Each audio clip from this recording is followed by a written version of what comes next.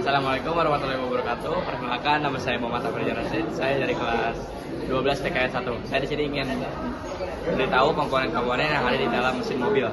Yang pertama di sini ada intake, di sini ada head cover, di sini ada coil, di dalam sini ada busi, di dalam sini ada filter udara, di sini ada alternator, di sini ada fan belt, di sini ada filter oil, di sini ada stick oil,